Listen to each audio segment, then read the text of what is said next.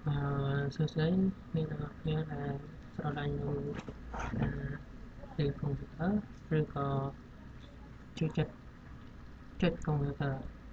តែនៅខ្លះយើងដឹងថាយើងត្រូវសម្អាតកុំព្យូទ័រដោយវិធីដែលយើងសម្អាតធម្មតាគឺមានដូចជាសម្អាត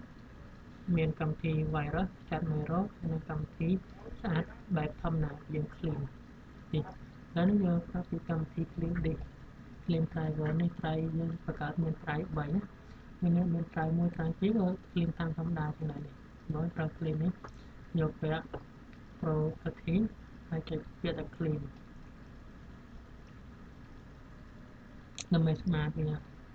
ហើយសម្អាតវាឲ្យវាកុំទៅយើងដើរញឿនតែវាមានកម្មវិធីញ៉ៃច្រើនទៅវាដើរយើង clean វាសម្អាតវាទាំងរងដល់ពេលទៅវាមកស្អាត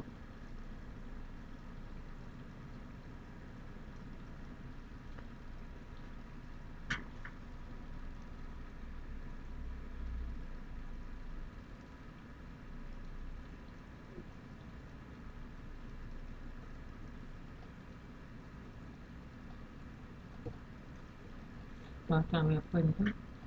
អូខេ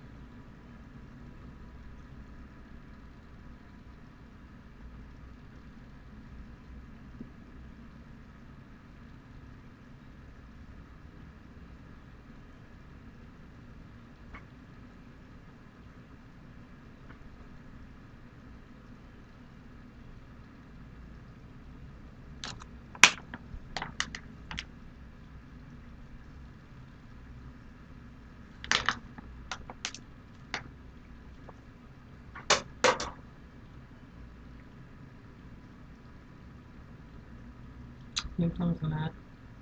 ណាយើងសម្អាតនេះនឹងដល់អត់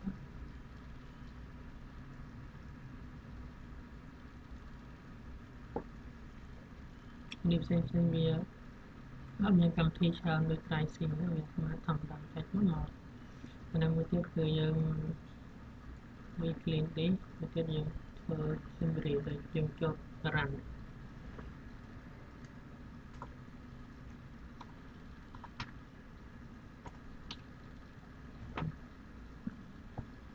យើងសេក្នុងនេះវាសើចហើយយើងសេពាក្យថា run មកហើយថានេះពីនឹងលោតនេះមកហើយយើងចុចពាក្យវាយពាក្យនេះទៅបងយើងចុចវាយពាក្យ theme យើង open នេះកម្មវិធីយើង delete ទៅយើ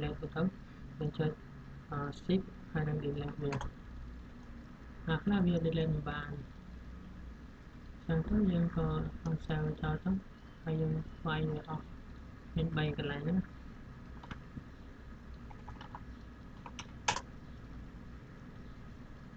តាម theme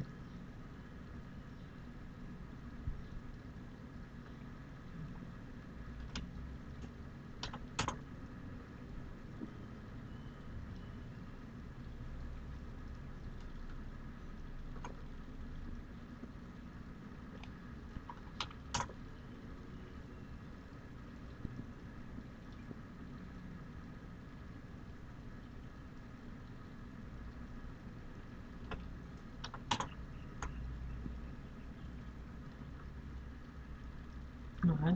miền phần này